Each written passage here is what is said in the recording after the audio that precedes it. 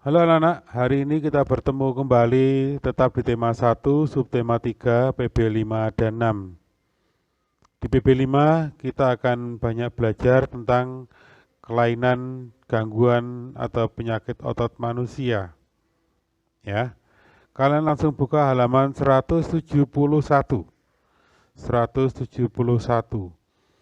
Yang pertama adalah hipertrofi. Hipertrofi yaitu kelainan otot yang membesar dan menjadi lebih kuat. Umumnya tampak pada otot lengan dan paha. Kalian yang laki-laki terutama akan senang bila otot-ototnya kelihatan kekar gitu. Itu yang banyak disenangi oleh kalian yang laki-laki. Kalian yang rajin olahraga juga bisa, seperti kamu lihat di gambar itu. Rajin olahraga, kemudian ikut gym itu bisa seperti itu. Tapi memang latihannya yang rutin, tidak sembarangan latihan. Latihan yang rutin, ada pembimbingnya, dan nutrisi atau makanan yang dikonsumsi itu juga sudah diatur. Tidak sembarangan makan makanan gitu, terutama makanan berminyak. Mereka akan banyak dikurangi, atau makanan-makanan yang manis itu akan banyak dikurangi. Nah, supaya otot yang menjadi besar seperti itu, memang kegiatannya memang harus teratur. Tapi kalau berlebihan itu juga kurang baik. Ya, itu yang pertama tentang hipertrofi. Kemudian kita lanjutkan ke slide yang kedua, yaitu atrofi. Kalau tadi hipertrofi, sekarang atrofi. Kalau hipertrofi tadi ototnya semakin membesar, tapi kalau atrofi lain, ototnya semakin mengecil. Kondisi ini umumnya terjadi jika otot tersebut lama tidak digerakkan, misalnya akibat gangguan syaraf yang menyebabkan kelumpuhan. Seperti pada gambar itu kamu bisa lihat. Ada dua jenis atrofi otot, yaitu atrofi otot fisiologis yang dialami oleh orang dengan tingkat aktivitas fisik yang rendah. Ya, jadi karena ya kurang berjalan, ya karena lumpuh itu, sehingga semakin lama ototnya akan semakin mengecil. Kemudian atrofi otot neurogenik, yaitu atrofi otot tipe neurogenik disebabkan oleh cedera atau gangguan pada saraf yang berfungsi untuk menggerakkan otot. Ini karena cedera, ya, karena cedera. Kalau yang fisiologis karena aktivitas fisiknya yang rendah, kurang gerak, tapi kalau atrofi neurogenik itu karena cedera. Itu yang membedakan. Kemudian kita akan belajar kelainan otot berikut yaitu stiff atau kaku leher.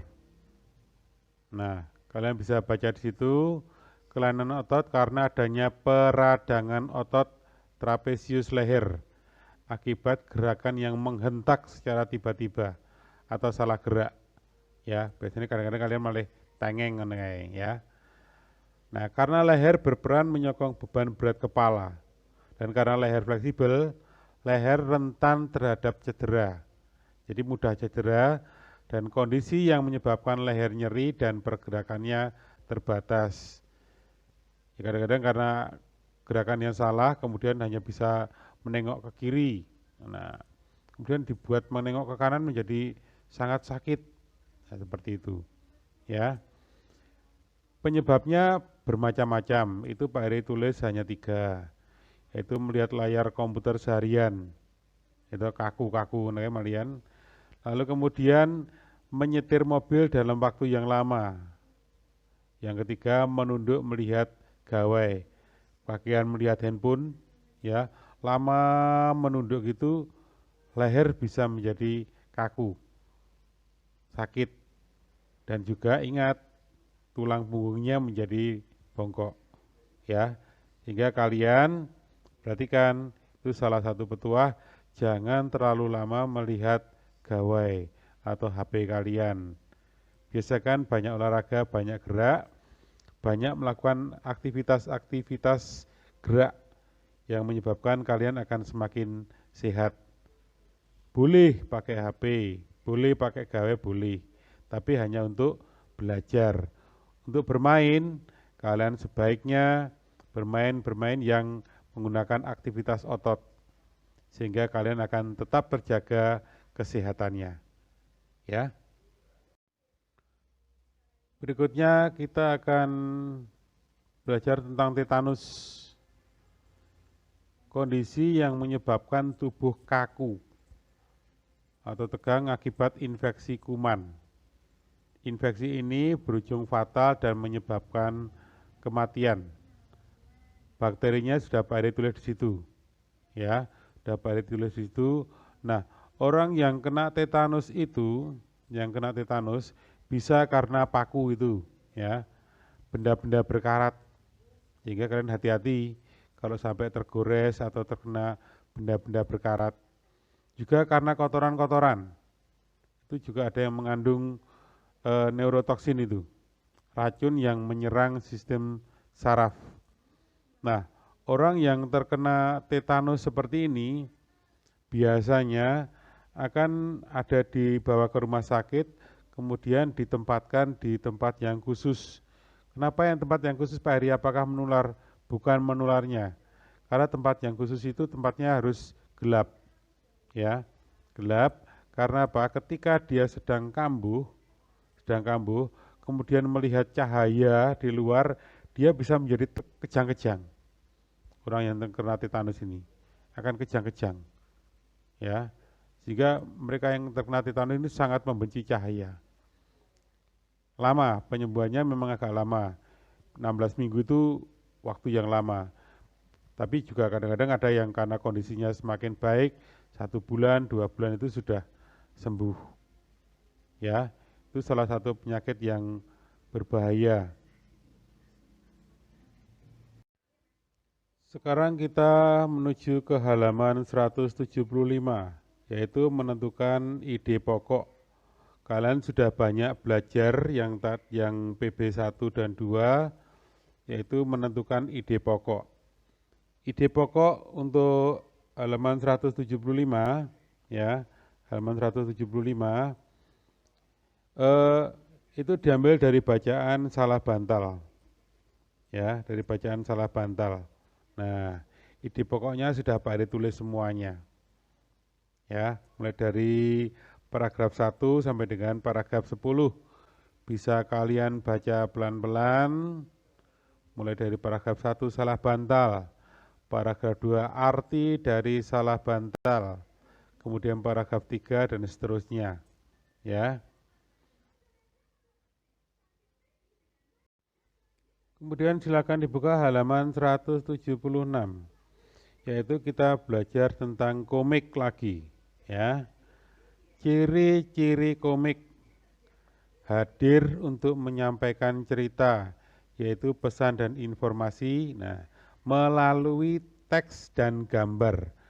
Karena komik itu banyak gambarnya, kemudian ada teksnya. Ya, seolah-olah gambar itu berbicara.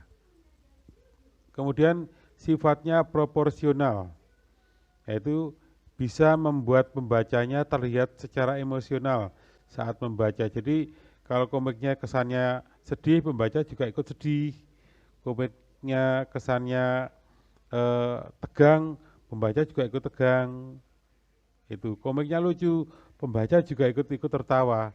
Padahal hanya membaca buku. Nah, hati-hati kalau tertawa sendirian gitu. Kemudian adanya bahasa percakapan. Dan bahasanya itu mudah dimengerti. Semua paham, oh maksudnya ini semua ngerti. Ya. Muncul sikap kepahlawanan. Artinya komik bisa menimbulkan rasa kepahlawanan. Jadi merasa seperti pahlawan bagi para pembacanya. Jadi kalau membaca tentang misalnya Wiro Sableng, pembaca yang membaca itu malah merasa seperti, wah aku jadi seperti Wiro Sableng, jadi jagoan. Lalu penggambaran watak, artinya watak dalam komik cenderung digambar semudah dan sesederhana mungkin. Ya, biasanya orang yang ganteng atau orang yang cantik itu orangnya yang baik. Nah, orangnya yang jelek, itu berarti tokohnya yang jahat. Biasanya seperti itu. Juga mengandung humor, ya. Artinya ceritanya terkesan ringan, sehingga yang membaca itu mudah paham. Ya, itu untuk komik. Tentunya kalian yang suka membaca komik akan paham seperti ini, ya. Nah, di gambar kalian bisa melihat berbagai macam komik yang Pak Heri tampilkan di situ, ya. Komik kok gitu sih? Nah, lalu ada komik Next. Kemudian Good Morning Teacher. Nah, isinya di dalamnya juga ada, ya. Itu juga ada komik anak Muslim. Nah, sudah pernah baca kalian? Juga ada komik tentang para nabi-nabi. Ceritanya macam-macam di dalamnya. Jadi ceritanya seperti yang pojok kanan atas itu gambarnya menonjol sekali, kelihatan jelas. Kemudian teksnya, bacaannya, kata-katanya juga mudah dimengerti. Sehingga kalian paham betul alur ceritanya nanti. Ya, itu untuk membaca komik. Nah, sekarang kita menuju ke PB6. Dibuka halaman 180. Di PB6, sistem organ gerak manusia juga bisa mengalami gangguan atau kelainan. Penyebabnya ada 3 itu. Kebiasaan yang salah, kemudian pola hidup yang salah, juga pembawaan sejak lahir. Ya, itu bisa kalian lihat di halaman 180 atas. Ya. Kemudian cara mencegah terjadinya kelainan pada organ gerak. 1. Menghindari kaki X. Kakinya berbentuk X. Jadi lututnya itu nempel, ya. Ibu hamil disarankan banyak mengkonsumsi sayur dan susu berkalsium. Ingat, kalsium itu untuk vitamin tulang, ya, untuk memperkuat tulang. Kemudian agar terhindar dari artritis, selalu menjaga metabolisme asam urat dalam tubuh. Nah, kemudian menghindari lordosis, kifosis, dan skoliosis dengan cara olahraga secara teratur dan hindari sikap tubuh yang salah. Ingat, karena kalian sudah belajar ini, berarti ketika kalian belajar, ketika kalian duduk, dimanapun kalian berada, duduklah dengan sikap yang benar. Letakkan buku kalian tepat di depan kalian. Atur jarak mata dengan buku. Punggung menempel pada punggung kursi. Lalu duduk mepet belakang. Mepet belakang maksudnya mepet kursi, punggung kursi itu. Ya, sehingga tubuh kalian juga akan terjaga, lurus. Nah, kalau kalian tubuhnya lurus, terjaga dan proporsional seperti itu, kalian kalau mau menjadi tentara, polisi itu bisa diterima. Kalau tidak bisa seperti itu, wah jangan harap jadi tentara atau polisi untuk diterima kalau punggungnya bungkuk, skoliosis, kifosis atau lordosis itu tidak akan pernah diterima. Ya. Kemudian terhindar dari osteoporosis, kerapuan tulang. Dengan cara bagaimana? Minum makanan dan minuman yang banyak mengandung kalsium. Kemudian terhindar dari rakitis dengan cara bagaimana? Banyak konsumsi telur. Banyak itu bukan berarti banyak sekali, enggak. Ya wajar, ya. Kemudian minum susu. Nah, kemudian minyak ikan serta berjemur di pagi hari. Ingat ya, berjemur di pagi hari itu banyak mengandung vitamin D gratis ya, dari Tuhan sendiri, ya, vitamin D. Itu cara-cara mencegah terjadinya kelainan pada organ gerak. Nah, Di slide berikutnya kalian akan melihat apa yang akan terjadi jika orang melakukan gerakan-gerakan atau sikap-sikap seperti pada gambar berikut itu. Mulai dari anak yang membaca sambil tiduran, punggung akan terasa sakit. Kemudian anak yang membawa karung yang berat, punggung akan condong ke depan. Kemudian yang tiduran sembarangan di kursi, leher akan terasa sakit. Kemudian yang cara duduk yang salah ketika belajar, tulang punggung akan condong ke samping, ya. Kemudian yang naik atau turunnya dengan cara seperti itu, badannya tidak tegak, punggungnya tidak lurus, maka punggung akan condong ke depan atau ke belakang. Ya, diperhatikan sungguh-sungguh sehingga kalian tidak melakukan kegiatan seperti itu. Baik, kita lanjutkan ke halaman 185. Untuk menentukan ide pokok pada halaman 185, seperti biasa kalian akan sudah terbiasa menentukan ide pokok toh. Kalian membaca dari halaman 183, yaitu bocah terkuat di dunia pecahkan rekor. Ya, itu Guy Lanustrou. Ya, lahir tahun 2004, tapi badannya sudah seperti itu, kekar seperti itu. Ya. Lalu ide pokoknya sudah Pak Ari tulis banyak di situ. Kalian tidak perlu menulis lagi, kalian cukup membacanya satu persatu. Seperti biasanya ide pokok ditulis di kalimat awal. Kemudian kalimat selanjutnya itu adalah sebagai kalimat pengembang untuk menerangkan ide pokoknya yang sudah ada di awal kalimat. Ya.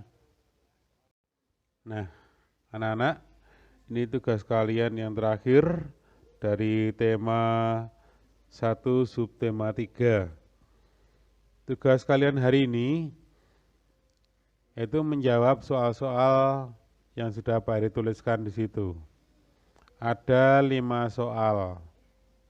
Nah, soal-soal itu ditulis di catatan.